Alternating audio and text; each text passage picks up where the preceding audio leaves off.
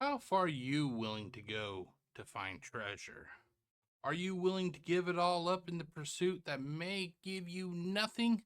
Or are you willing to give just a little bit on the hopes that you could become like a big millionaire? Boy, I messed that one all up, didn't I? Anyway, in 1821, Thomas Jefferson Beale buried thousands of pounds of gold and silver in Bedford County, Virginia. As of recording this installment of Unsolved Mysteries commentary, not one bar of silver or gold has ever been found. Now, if you ask me if the treasure actually exists, I say no. I say that this Thomas Jefferson Beale person, he trolled everyone. I think he trolled the treasure hunters. I think he trolled you. He trolled me. It was all a ha-ha on his part, ladies and gentlemen. I do not think that there is actually any buried treasure. We are about to hear the case of several people who are hunting this treasure. And sadly, some of these people have given up everything that they have in pursuit of endless riches. Stay tuned, and I will see you on this installment of Unsolved Mysteries commentary. I may seem like a hard ass, and I understand that if you think I am. However, I just don't like the thought of people wasting their money on something that may not even exist. I came from a family that did not have that much, so I understand how valuable money is. And to give up all you have in the pursuit of something that may not even exist, that's a scary idea. We are about to hear, like I said, several cases, and one of them including this guy right here behind me. I don't remember what his name is, but by God, he is looking for this treasure. Some of these people have even lost as much money that they are now living out of a hotel room, ladies and gentlemen. We are about to find out right about now. Okay, if you hear any noise in the background, I apologize. It is almost 100 degrees where I live. I do not have any air conditioners put in the windows this year. It's just that the weather has been so unpredictable. I just did not put in any air conditioners. What I do have is a fan blowing behind me. So if you hear a noise, I apologize. That's what it is. But let's get it on, shall we? We're going to get it on because we do not get along. So 3, 2, 1.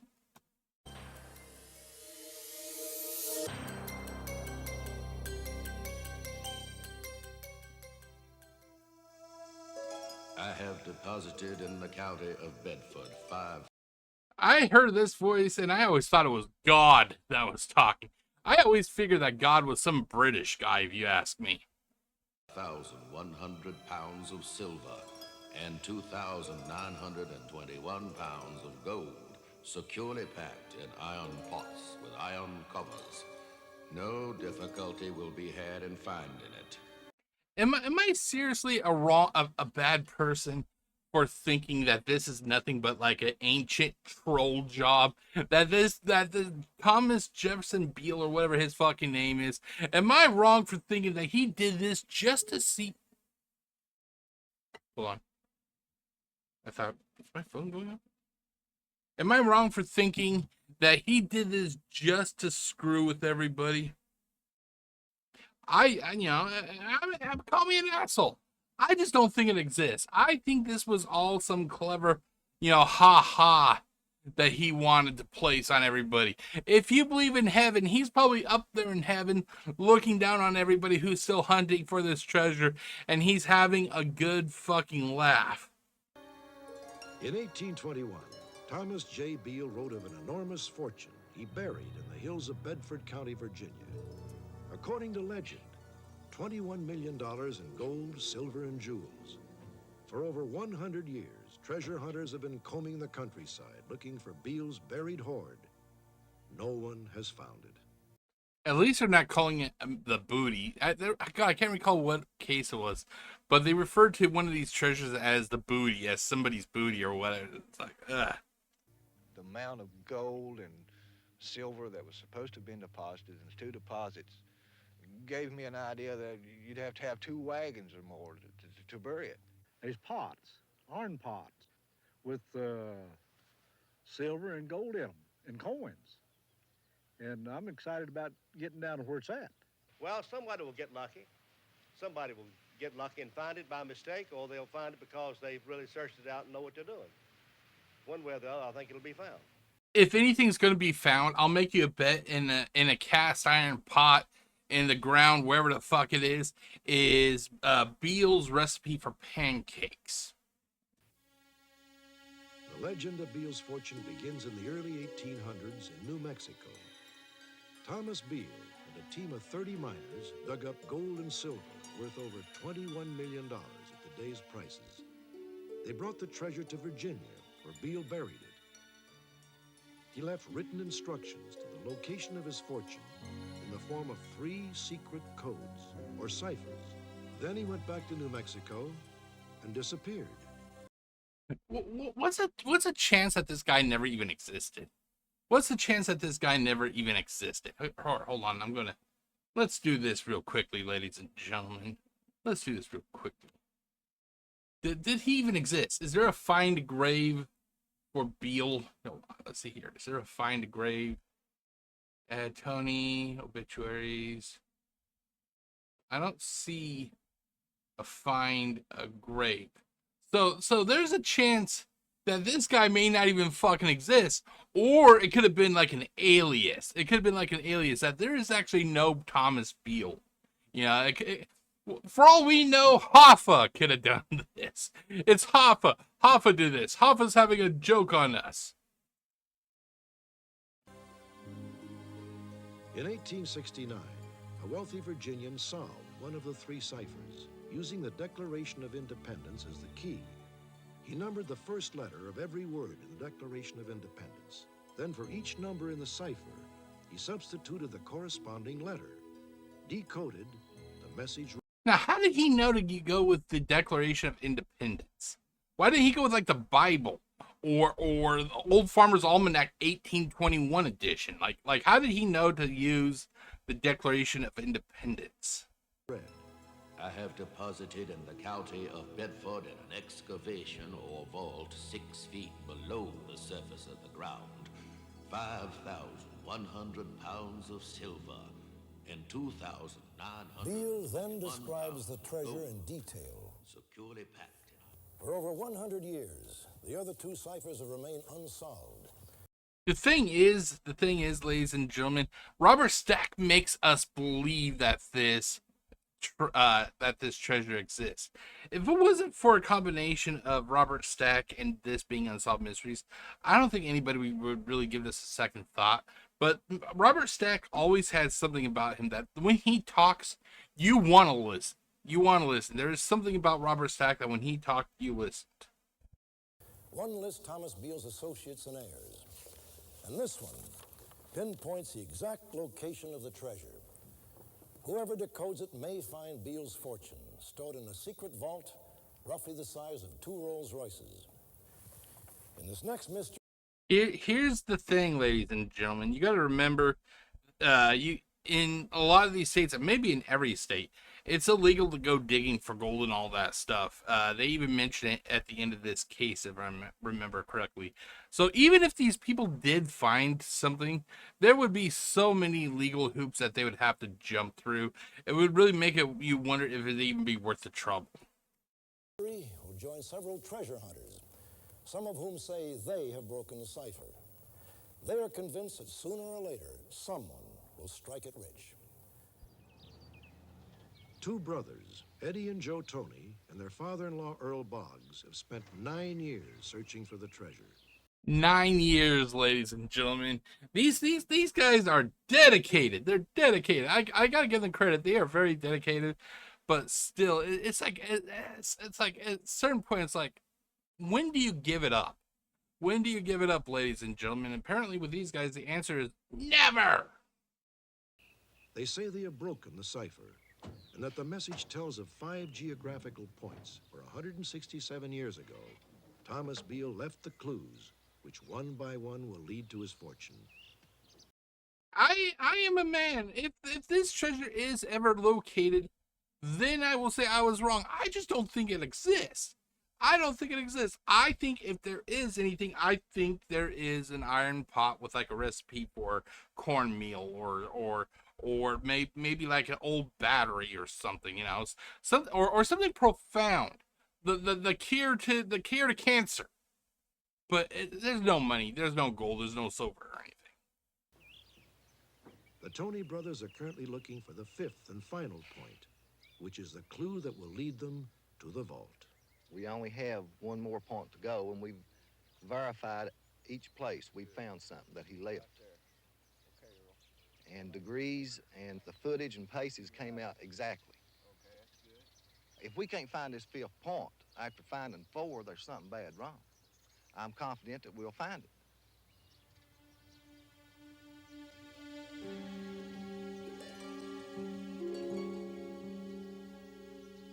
These poor guys. I feel bad for these guys. I feel bad for these guys because they believe in something so strongly that they think it actually exists. I'm not shitting on them for it. You know, everybody should have something to believe in. But ultimately, you got to remember, this is also costing these people something. It isn't like somebody goes on a journey to lose weight. And you know, you can lose weight without spending money at all, you know. It isn't something like that. This is actually something that have cost these people something. It costs money for the equipment. It costs money for their time. You know, this is not something that is free. And the fact is, without any guarantee that this treasure exists, they could wipe out their money and everything. Over here! Over here!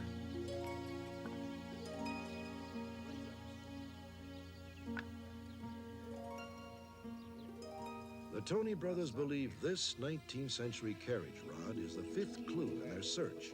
They think that it was purposefully buried by Beale, pointing in the direction of his secret vault. Do you guys remember which way it was pointing? Oh my God, we just picked it up. Did you remember where it was pointing? No. Oh fuck, we're screwed. We're screwed. Okay, everybody, wrap it up. We're done. We're done. We don't recall which way the carriage rod was pointing. We are fucked. We know what the last degree is to go. I'm a little shaky right now on account of it because I could. Well, that's because you're hungry. You're hungry. You may want to get something to eat. That could be like a bad sign that you're about to pass out. Believe me, I'm a fat ass. I know what it's like when I start getting hungry. I start getting the shakes. I start getting a little bit of sweats, and then I start passing out. You know, so I know what you're going through, dude. You may want to get something to eat. I know there's not enough time today to go do it. Well, when the metal detector went off, I got excited. And it's hard to explain how exciting you do get. And you imagine a gold down in there behind them rocks. And my heart... I'll be honest, I always, you know, I wish I was this, you know, this naive. I don't say it in a bad way. We all need something to believe in. I wish I was like that. Me, I'm so fucking cynical and jaded. I don't believe in anything. But I wish there was something I could just believe in, you know, none, you know, without any restrictions or anything. Just like this treasure, you know. These guys are willing to put themselves into the poorhouse for something that may not even exist. Heart felt like it come up in my throat. Meanwhile, miles away in a completely different section of Bedford County, Wilbur Swift from Garden Grove, California, is also searching. He believes that he, too, has broken the cipher. Everybody believes that they've broken the cipher. It's that much of a fucking cipher if everybody can break it. And has spent the last year and $20,000 trying to find the Beale treasure. $20,000, ladies and gentlemen. Keep that in mind. What could cost you a used vehicle, maybe a down payment for a house, maybe an expensive hand job? Anyway, this guy has spent that much on something that may not even pan out. Start with. So on my own personal computer, I decided to try to decipher this. In about 8 months' time, I was able to break the code. And it told me about a specific type of rock that I was looking for. And I happened to locate that specific type of rock, and There it is right there. It has a face on it. Dude, it's a fucking rock. It's a fucking rock. Yeah, there are a little bit of divots. There's a little bit of divots. But it's just a rock. It's a fucking rock. That's all it is, dude. You're wanting there to be something that's not there. It's a fucking rock. And it has a head on it. This is what the deciphered code told me to look for. And then I said, okay, the treasure has to be underneath it because it said that's where it was supposed to be. Wilbur hired a local contractor, Ken Dooley. Well, ultimately, the question is, what if this treasure hunt that Beale sent everybody out on? What if there's not really a treasure there? What if the treasure? It's one of those introspective things where you're supposed to actually kind of look at yourself. The treasure isn't a physical, attainable item. It's more of a reflection of yourself that you finally discover something about yourself. What if this is one of those things, ladies and gentlemen? To help him excavate under the rock. I have lived in Bedford County all of my life, and over the past 25 years, I have dug for this treasure up here for about 20, 25 people. Most of them knew exactly where it was, and when talking to Everybody fucking knows where it is. Everybody fucking knows where it is, except there's not fucking there. Like I said, this is either a troll, an elaborate troll. Beale and the treasure never existed, or if Beale did exist, that this is like one of those, like I said, one of those thought-provoking, like a spirit quest. That there is actually no fucking there is no treasure. It is literally something for you that you go on this little journey, and at the end you think about it. That them to be so uptight they just couldn't hardly breathe, really. And when you start digging for them, there was always just 2 feet away from it. I don't care how deep in the ground you went, there was 2 feet deeper than what you dug. The target was pre-measured at 26 feet, and we're down right now at about 24 feet, so we don't have too much farther to go. Now that we've found the rock, and we've done some extensive testing, by the way, and we're sure that we're getting the treasure out of there. I've been native here for 50 years, born and raised here. They've searched and searched, and I haven't seen anybody come up with anything yet. Bedford County's local residents have seen diggers come and diggers go. it's like a pastime. It's like a pastime for these residents. It's like, here comes the next crop of treasure hunters. I mean, here it is. I know it's a hobby for a lot of these people. I just do not understand, to be honest. I just do not understand this whole thing. Granted, I collect trading cards. I collect, various doodads, and everything. But that's actually something you can actually hold. You are chasing something that may not even fucking exist. Empty-handed. They're not convinced there really is a treasure. It may be here. Or maybe sitting on it.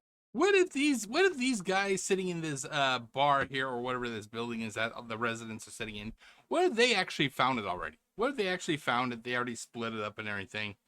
They already cashed out, and they never said anything. And this is just like something that they can laugh at. Just watch everybody constantly come into the community looking for this treasure. Because think of it like this. It's like whenever like a sporting event comes to, like the Olympics come to a city. The people who are looking for this treasure are going to spend money in the community, and everything. What's there to say that these people didn't find the treasure already, and they didn't say anything, and by doing this, the money keeps flowing into the community? You see what I'm doing with my hand here? It's like a big circle. I know you can't really see, but it's like a big circle. What if that's the case? Got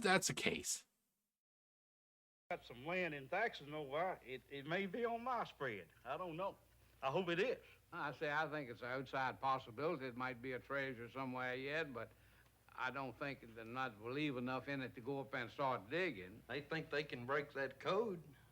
Maybe they can. I hope them good luck. But personally, I just don't believe it's here. Because we already found it. Ha, ha, ha, ha. We already got it. They ain't getting anything. How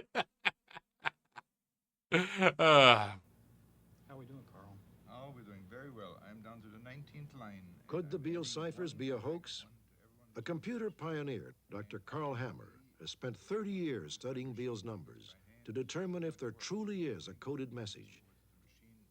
As part of his investigation, he attempted to recreate the conditions under which... Okay, we're going to go into this room. We're going to make sure this room is dark. The room needs to be dark, ladies and gentlemen. The room needs to be dark. We're going to have one candle.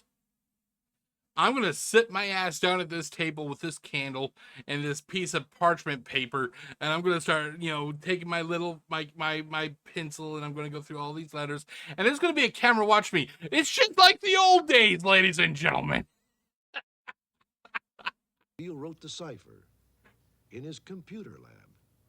Oh, it's a computer lab. It's clearly the way it was in the old days. My aim was to find out whether the ciphers are real or whether they're a hoax. Hoax means these are random numbers. I'm sorry, but if you have like $1,000 computers and you have cameras and you have fluorescent lights above your head, it's not the same conditions that Beale did. Oh my god. I'm liking this. I'm liking this stuff. Doodles. And so I started to analyze those numbers. We analyze those numbers real good. Very distinguishable patterns, and they were in fact not random numbers. They were not doodles, but they contained information. We don't know what the information is. It's the recipe for Dear Aunt Clara's chocolate chip cookies. But they are a legitimate set of cryptographic numbers, and that is all that is known to this date. Even though he has lost his job. This is what I was talking about. This guy here, I think his name was Wilbur. He lost his job doing this. Here, let me say it again. Let me get my mic. He lost his job doing this. This is why I say that some people are like obsessive compulsive when it comes to like these type of things. This guy, he wasn't just content with, not finding this treasure. He lost his job. He lost his job. Is now living in a nearby motel. It's also living in a motel. I said hotel, but it's motel. Wilbur Swift is still digging at the bottom of his 25-foot shaft. It's just 2 more feet down. It's just 2 more feet down. So far, he has found nothing. My wife is back in California, and some of the neighbors say, "Hey, where's Wilbur?" And I don't think any of them take it serious. Can you imagine what Wilbur's wife has to do? Yes, my husband, he's off, oh God, where's the place called again? He's off in, let's see here. Bedford County, Virginia. He's in Virginia, and he is digging a hole. I feel bad for the wife, because she probably misses her husband, and here's this poor guy. He is literally out here just digging a hole. He's digging a hole. Well, he who laughs last best. And I believe that one of these days I might get the last laugh. The Tony brothers believe they will have the last laugh. They still haven't found the treasure, but they do believe they have located the final clue. Oh God, we got another clue. I thought, didn't they find the final clue? Wasn't the final clue the carriage axle or carriage metal or pin or whatever it was? While we were filming, they had to return home after running out of money, but they will be back. They run out of money, ladies, and it's like a money pit. It's like a money pit. The facts that we've got, I know it's not a hoax. I'm convinced that it's not. It's been there 160 some years, supposedly, and it's going to be there until it's found. In spite of all the computer programs, historical research, digging, and searching, Thomas Beale's secret vault, if it exists, remains intact. The residents of Bedford County have played host to treasure seekers for nearly a century and have asked us to remind everyone that unauthorized digging is against the law. Okay, so that was it, ladies and gentlemen. That was the case of Beale's treasure. Do you believe in Beale's treasure? Do you think it exists? Do you think it doesn't exist? Do you think these guys were just chasing, mythical dragon or something? I don't know why I fucking said that, but I said, do you think that they were ultimately just bound to lose all their money? Okay, so let's switch over to this. Wait, wrong button. Sorry, guys. There we go. Okay, we are on the Unsolved Mysteries wiki. We're gonna do a quick search. Okay, let's go down here. Okay, so extra notes. This case first aired on the May 18th, 1988 special number 7 of episode of Unsolved Mysteries. It was later reprofiled on the Dennis Renee series, April 19th, 2010. Several books have been written about the treasure. It has been featured on Brad Meltzer's Decoded and The Number Game and Expedition Unknown. See here. A short film based on the case, the Thomas Beale cipher, was released in 2011. The treasure, if it exists, would be worth $43 million as of 2018. The full title of the pamphlet is The Beale Papers, containing authenticated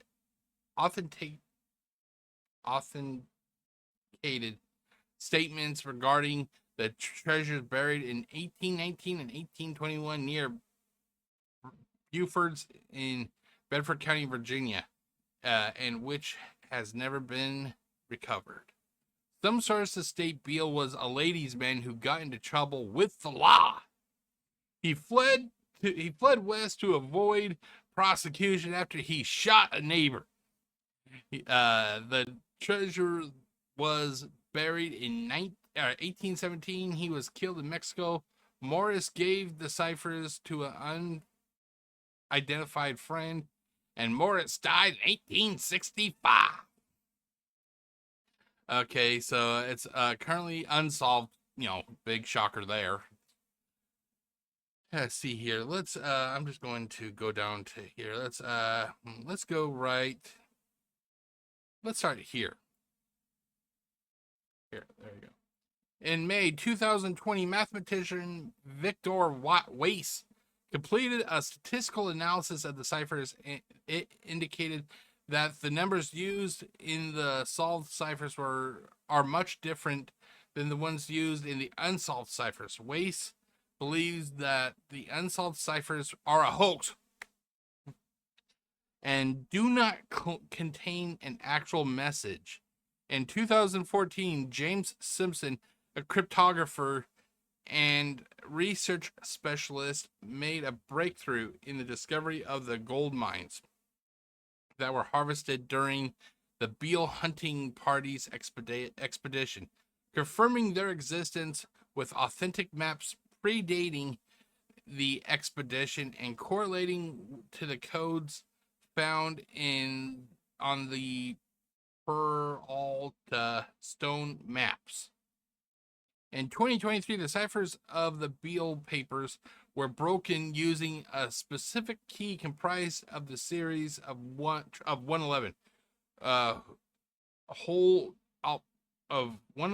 alphabet and partial alphabet, climbing in number to 2,906 or 2906. The ciphers delivered a communique from James Ravis, ringleader of the Peralta land grab, to his financier J.P. Morgan, through their agent J.B. Ward, who contrived the storyline in the Beale papers and published it in 1885. The ciphers detail the operations of the members of the CSA that were organized into a group called the Knights of the Golden Circle, who planned, I'm not believing any of this shit. Anyway, who planned to monopolize the mines of gold-rich areas surrounding Phoenix to harness tons of ore for their investment racket in New York City. Always fucking New York City. A popular mechanics article was published in November 2024 by Dave Howard, detailing the use of the key to break the ciphers and locate the gold mines in the Superstition Mountains of Arizona. I think that's also another case that we will cover one of these days. Exposing the location of the Lost Dutchman's Mine gold mine as the richest of the series of mines that were discovered. So basically, it sounds like that. I'm not really sure what I fucking read. It sounds like this was some sort of like a Ponzi scheme or some sort. I just don't think it fucking exists. I don't think it exists. It hasn't been found yet. It never will be found. But that's just my opinion. Ultimately, it doesn't matter what I think. It matters what you think. Does the treasure exist? Does it not? Ultimately, it's up to you. But here, let's do this. But ultimately, it is up to you, my dear friends, to make the decision if this treasure is indeed legit and what ultimately happened to it. But yeah, so, Okay, but that is it for this installment of Unsolved Mysteries commentary. I hope that you liked it. It doesn't bother me, part of me hopes that there is something there, but after all this time, I just don't think it exists. I just don't. But, ultimately, the case is over. We must move on. And starting with the next installment of Unsolved Mysteries commentary, I'm just going to start picking random cases to cover. Instead of going from like season 1 all the way through season 12 or whatever it is, I'm just going to pick a case. It could be, it's ultimately it's up to me. So I can't really give you guys a preview of what there is or anything. But yeah, so I guess that's it. I will see you for the next installment of Unsolved Mysteries commentary. And until next time, my name is Jeff, aka GCurse. Wishing you all a great day and stay safe, everybody. Peace out.